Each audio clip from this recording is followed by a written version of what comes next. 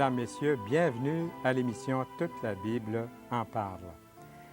Une émission qui met en lumière la vie nouvelle qu'ont obtenue hommes, femmes et enfants. Dans quelques instants, Noël Aubu s'entretiendra avec nous sur le sujet « Êtes-vous bien assis? Satan existe-t-il encore aujourd'hui? »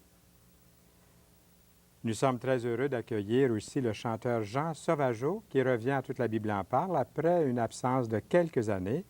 Il sera des nôtres aujourd'hui et pour les 2 autres semaines. Et nous avons de la documentation à vous offrir et je tiens à vous dire dès le départ que c'est gratuit. Alors je vous montre cette documentation, à commencer par le livre de Gaston Racine intitulé « Le Christ inconnu ». Des centaines de personnes l'ont demandé. Il y a aussi, pour ceux qui demandent toujours, ça a été notre succès, si on peut parler de succès, là, à offrir des livres, les leçons de Marie, mère de Jésus. Alors, il y en a encore qui le demandent. Et si vous n'avez pas votre copie, demandez cette copie aujourd'hui. Et nous avons aussi le Nouveau Testament qui est en français courant. Et ça se lit très, très bien. Ça aussi, c'est un gros vendeur, entre guillemets, puisqu'on ne le vend pas, on le donne, on vous l'offre. C'est un cadeau de la Société biblique canadienne. Alors, procurez-vous cette documentation. Il nous fait plaisir de vous l'offrir gratuitement. Et comme nous l'avons annoncé, c'est Noël Aubu qui est là. Et nous avons toujours très, très hâte de l'entendre. Et je vais lui demander, puisqu'il est le directeur de la Ligue pour la lecture de la Bible, de nous en parler pendant quelques instants. Et à toi la parole, mon cher Noël. Eh bien, Fernand, la Ligue, c'est une mission internationale. Nous sommes dans au-dessus de 100 pays et nous sommes interdénominationnels. Ça veut dire que notre personnel vient de différentes confessions religieuses et aussi, on travaille avec l'Église, l'Église avec un grand E. Et notre but, c'est de annoncer la bonne nouvelle de Jésus, mais principalement aux enfants. Je devrais dire premièrement aux enfants. Et notre deuxième but, c'est d'encourager les gens de tous âges à lire la Bible à chaque jour. Non pas comme on lit la chronique sportive, mais à rencontrer Dieu à chaque jour par la lecture de la parole de Dieu et par la prière. Alors, ici, au Québec, notre local est situé à Ville-le-Moine. Et s'il y en a qui voudraient nous appeler, disons, pour recevoir de la littérature, ils peuvent contacter, le numéro est 514-465-0445. Alors, ils peuvent demander un partage. C'est un petit périodique, c'est des notes bibliques à chaque jour. Et alors, c'est une aide, c'est un outil pour lire notre Bible à chaque jour. Il y a un petit commentaire. Ce n'est pas le commentaire, mais c'est la pensée d'une personne qui s'est arrêtée sur un texte biblique. Et puis, ça nous aide à lire la Bible à tous les jours. Et on couvre toute la Bible pendant 5 années. Alors, ça nous prend 5 ans pour couvrir la Bible. Alors, ça nous donne le temps de la méditer et d'y réfléchir. Puis, quelquefois, il vous reste des copies de partage. Si quelqu'un vous appelait à ce numéro pour demander une copie de partage, tant qu'il y en a en stock, en quantité, vous les offriez. On pourrait les offrir gratuitement. Okay. Oui. S'ils disent que ça vient de Toute la Bible en parle, ils l'ont entendu à Toute la Bible en parle, alors on pourrait l'offrir gratuitement. Bon, d'accord. Et j'espère que ça peut aller à un abonnement plus tard, peut-être. Lorsqu'ils aiment l'émission. Je voulais, j'ouvre une petite parenthèse ici. En 1964, ça fait très longtemps, on m'avait invité dans l'île du Prince-Édouard pour faire un travail parmi les enfants avec la Ligue. Oui. Et puis sur la plage, là, à Summerside Beach, là, on construisait des petits bancs, un amphithéâtre là, dans le sable, puis on construisait une espèce de petite tribune. Et puis, avec les coquillages, on écrivait des textes bibliques, puis on racontait les plus belles histoires de la Bible aux enfants. On a eu jusqu'à 300-400 jeunes assis et les parents tout autour qui venaient écouter le message. En français, dans l'île du Prince-Édouard. Des touristes du Québec, des gens surtout de la région de Rimouski, Matane, le bas du fleuve, la Gaspésie. c'est que la Ligue a commencé par des missions sur les plages de ce genre. Oui. En Angleterre, CSSM, ça s'appelait c'est en ça. anglais. En 1867, Oui, oui. la Ligue faisait ses débuts sur les plages. Et le premier texte qui a été écrit, c'est en anglais, « God is love ». C'est vrai? Dieu est amour. Ah ben, Oui, oui. oui. Théas estin agapé, en grec. Eh bien, Dieu est amour. je te laisse ça à toi. OK. Eh bien, on a parlé de la Ligue et je suis très, très heureux. D'habitude, Lise Valcourt nous fait un très bon travail là-dessus. Mais toi, tu es le patron, le directeur de la Ligue et c'est un privilège d'avoir entendu ces bonnes nouvelles. Elle fait un meilleur travail que moi pour annoncer la Ligue. Je ne vais pas t'embarrasser, peut-être. Mais le sujet dont tu vas nous parler aujourd'hui m'intéresse énormément. J'espère que ça vous intéresse, vous aussi. Je vais me risquer à dire ce que je dis là. Je pense qu'il va nous parler d'un être avec une grande fourche. Devinez de qui je parle. Une grande fourche, une queue fourchue, des sabots, des pattes poilues, des grandes cornes, tout vêtu de noir, avec une langue de dragon. Tu penses? Mais non. Ce soir, je vais parler d'un être, c'est vrai, mais c'est à peu près tout ce qu'il y a de vrai dans ce que tu viens de dire. Cet être-là a le visage que le monde aime. Oui. C'est le contraire, hein? Et ça, c'est Satan. Et on se pose la question à savoir si Satan existe encore aujourd'hui, en 1995. Et je crois bien que pour plusieurs, c'est une question qui fait rire. Les gens vont rire en entendant ça. Mais après notre salut éternel, c'est probablement la question la plus sérieuse à se poser.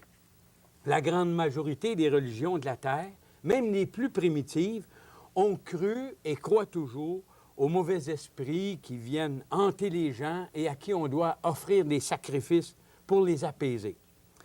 Mais la Bible, par contre, est beaucoup plus précise quant à l'existence du diable.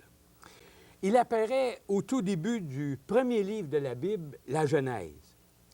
C'est lui, le diable, qui est responsable de la chute de l'homme lorsqu'Adam et Ève ont désobéi à Dieu en mangeant le fruit de l'arbre de la connaissance du bien et du mal que Dieu leur avait interdit de manger. Satan est apparu à Ève sous la forme du serpent, l'animal le plus rusé, on dit dans la Bible. Et après avoir semé le doute dans son cœur, il lui a menti. C'était là sa première intervention pour détruire le chef-d'œuvre de la création, l'homme en tant qu'humanité. Et c'est par ce geste de désobéissance que l'homme a choisi de rompre sa relation avec Dieu, son Créateur. Et par le fait même, il est devenu l'esclave de l'ennemi de Dieu, Satan. Esclave de son nouveau maître qui cherchait par tous les moyens à le détruire, le comportement de l'homme est devenu de pire en pire, au point qu'un jour, Dieu vit que la méchanceté de l'homme était grande sur la terre et que chaque jour, son cœur ne concevait que des pensées mauvaises. La terre était corrompue devant Dieu, la terre était pleine de violence. La Bible nous montre que, par la suite, Satan a continué d'être à l'œuvre pour détourner l'homme de son Créateur. Pour lui, tous les moyens sont bons, même la religion, en autant que l'homme ne se tourne pas vers Dieu pour l'adorer et le servir. Si l'homme veut être religieux, il ne s'y objecte nullement. Il lui fera adorer et servir des idoles représentant la nature, des bêtes ou d'autres hommes au lieu de son Créateur. Et lorsque le moment est arrivé pour Dieu d'intervenir pour le salut de sa créature, il a envoyé son propre Fils pour mourir sur la croix à la place de l'homme.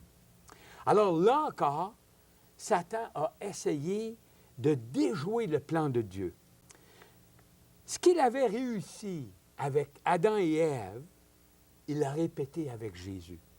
Dès le début du ministère de Jésus sur la terre, Satan a essayé de le tromper en semant le doute dans son cœur, en lui disant « Si tu es vraiment le Fils de Dieu, et aussi en lui proposant d'agir de façon qui était contraire à la volonté de son Père.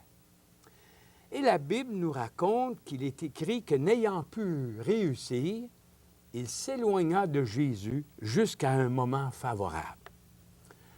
L'auteur de la lettre aux Hébreux nous dit que Jésus fut tenté comme nous tous en toutes choses, mais sans commettre de péché. Satan n'a donc pas raté une occasion d'essayer de répéter son exploit du Jardin d'Éden, mais il n'a pas réussi à faire chuter le Fils de Dieu. S'il n'a pas eu de succès pour faire pécher Jésus, il a fort bien réussi avec les responsables du peuple d'Israël et les responsables des nations pour crucifier le Fils de Dieu.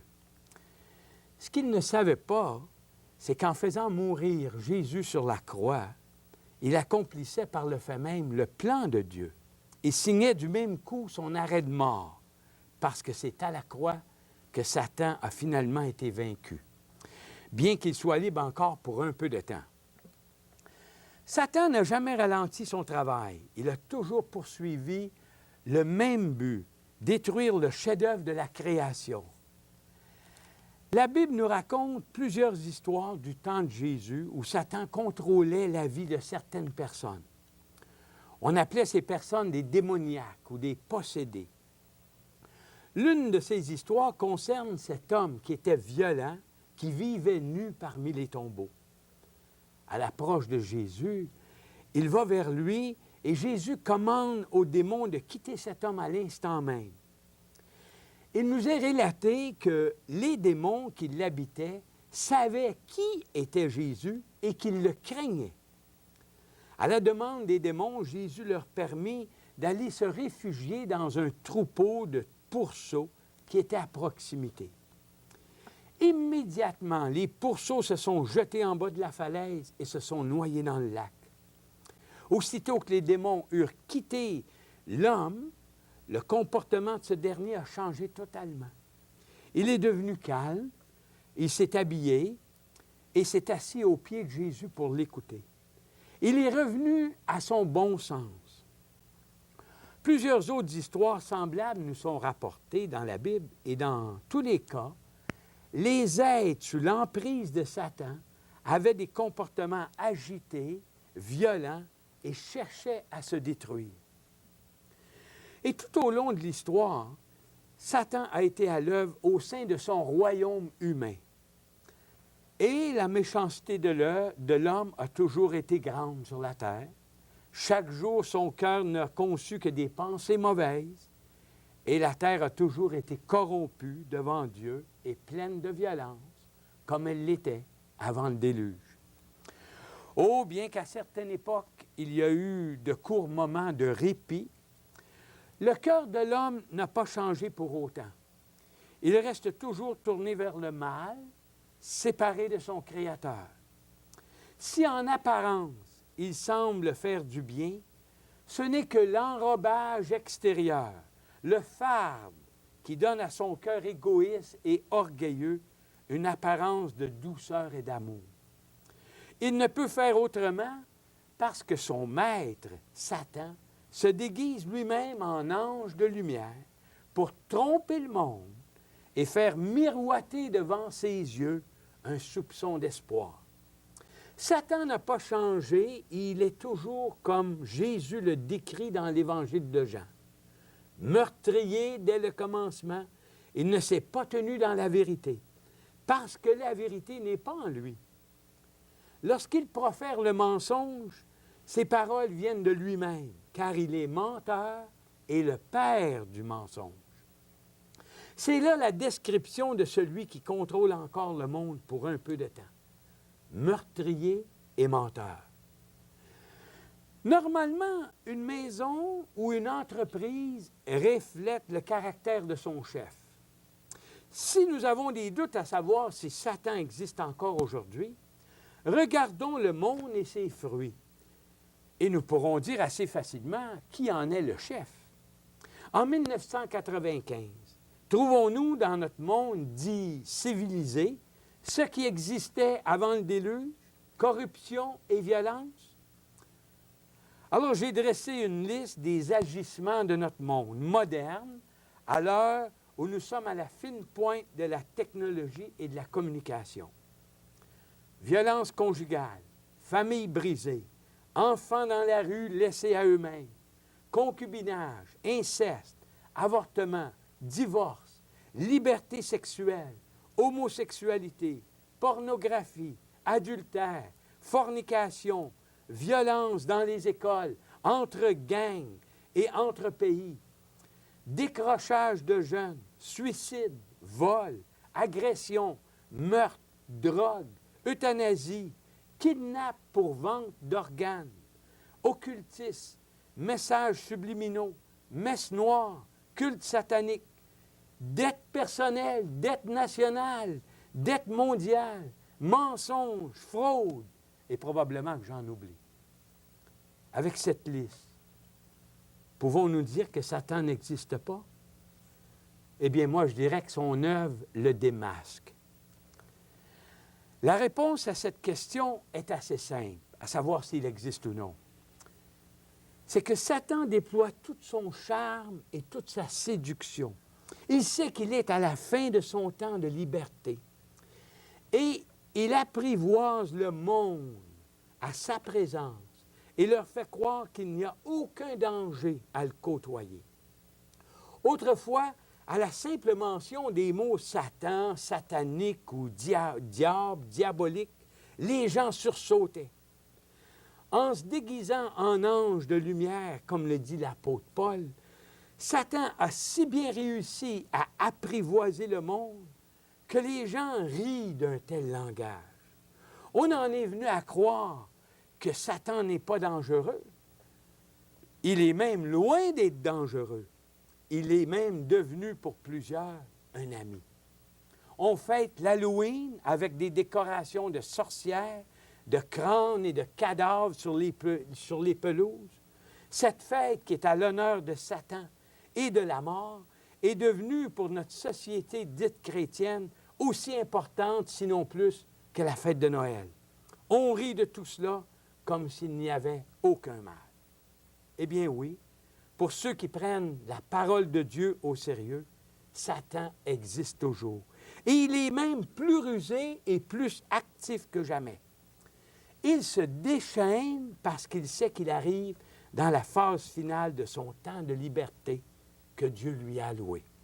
Laissez-moi vous décrire quel sera son dernier acte, comme l'apôtre Paul le dit dans sa 2e lettre aux Thessaloniciens. Alors se révélera l'impie, l'Antichrist, que le Seigneur Jésus détruira par le souffle de sa bouche et qu'il écrasera par l'éclat de son avènement.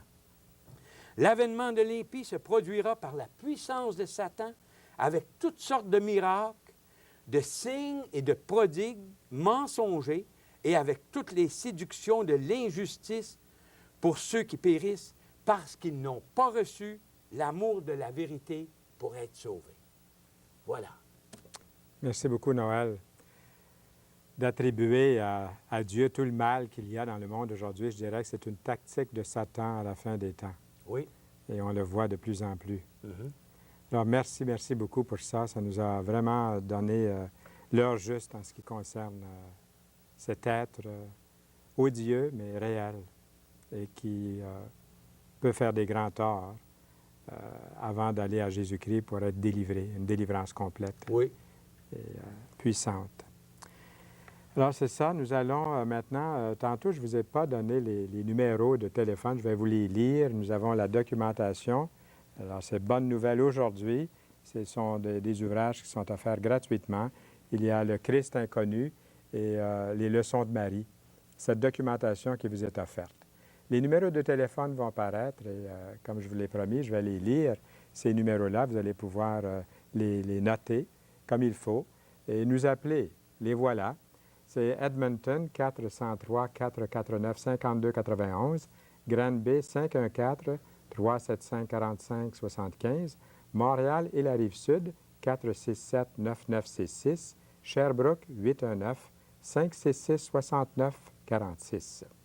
Alors, appelez-nous dès l'instant et demandez cette documentation.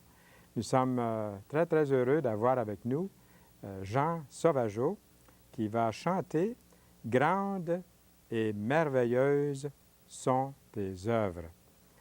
Jean Sauvageau va chanter un jour, toutes les nations viendront se prosterner aux pieds du Seigneur Jésus-Christ. Et moi, j'aurais une question à vous poser. Anticipez-vous un tel jour, cher ami? Nous écoutons maintenant Jean Sauvageau.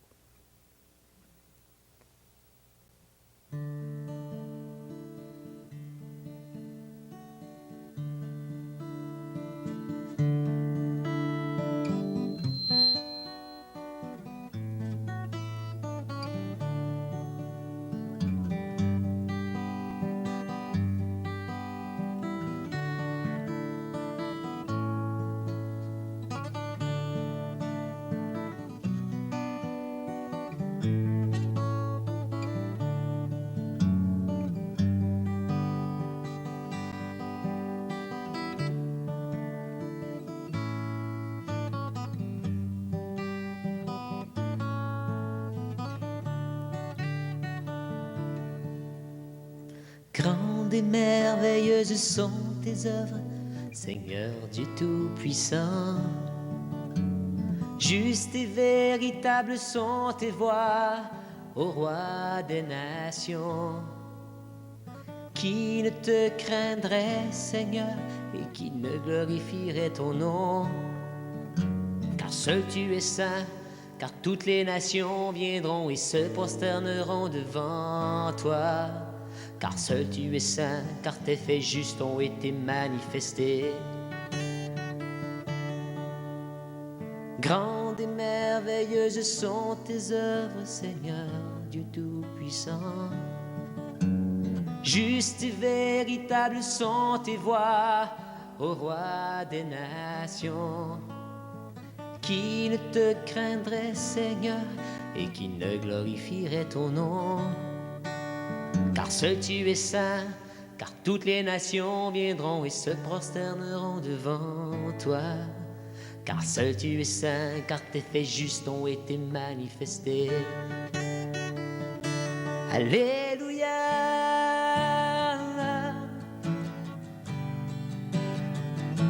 Alléluia.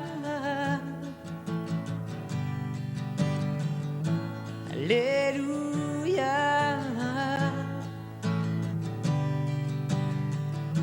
Alléluia.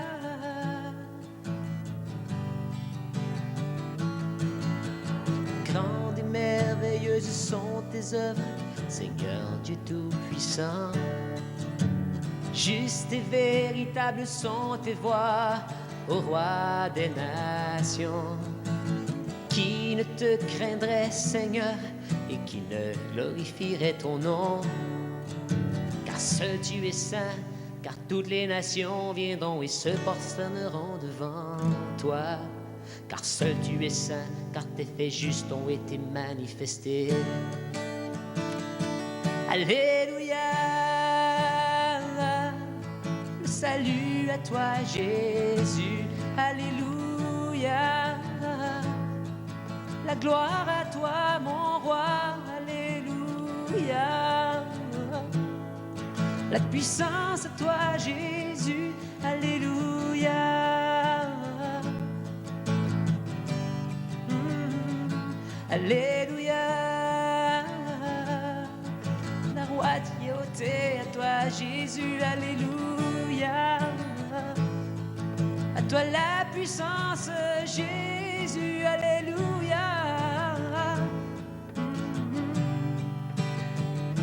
Alléluia.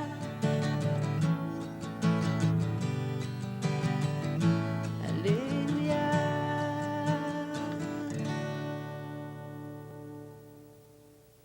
Grandes et merveilleuses sont tes œuvres. Lorsqu'on connaît Dieu et qu'on connaît Jésus, son Fils, comme sauveur personnel, on peut chanter avec Jean Sauvageau. Il va revenir dès la semaine prochaine. Nous vous montrons notre documentation, le Christ inconnu, les leçons de Marie et le Nouveau Testament en français courant. C'est à vous, il vous suffit tout simplement d'en faire la demande. Et nous allons vous montrer aussi les numéros de téléphone pour vous donner une autre occasion de bien les noter, bien les inscrire et nous appeler. Et notre invité, pendant que vous notez ces numéros, notre invité Noël Aubu est là à côté de moi. Et puis, il a un mot de la fin pour nous, un mot très encourageant. C'est une parole du Seigneur qui avait été dite à Paul. Le Seigneur avait dit à Paul, « Je t'ai pris du milieu de ce peuple et des païens vers qui je t'envoie, pour leur ouvrir les yeux, afin qu'ils se tournent des ténèbres vers la lumière et du pouvoir de Satan vers Dieu, et qu'ils reçoivent le pardon des péchés et un héritage avec ceux qui sont sanctifiés par la foi en moi. » Alors, Fernand, oui, Satan aveugle les hommes, mais Jésus est la lumière. Et si on va à Jésus, on peut être libéré de l'emprise de Satan et de toutes ses œuvres, comme on a vu tantôt, toute la longue liste, et vivre une vie de joie, une vie de paix avec Jésus. Et Noël Aubu, c'est pour ça que nous faisons l'émission. C'est dans ce but-là, C'est vrai. d'annoncer la bonne nouvelle. C'est pour ça que toute l'équipe est là. C'est pas pour faire de l'argent, il n'y a pas d'argent à faire là. Non. On en dépense pour faire l'émission. Eh bien, soyez des nôtres chaque fois. Nous sommes très heureux d'entrer chez vous, dans votre maison. Ne manquez pas l'émission de la semaine prochaine, au cours de laquelle nos invités seront, et cette fois-ci, la douce moitié de Noël sera là, Francine. Noël et Francine Aubu de la Ligue pour la lecture de la Bible. Et le chanteur Jean Sauvageau sera de retour parmi nous. Et d'ici lors, nous vous disons au revoir, au plaisir et à bientôt.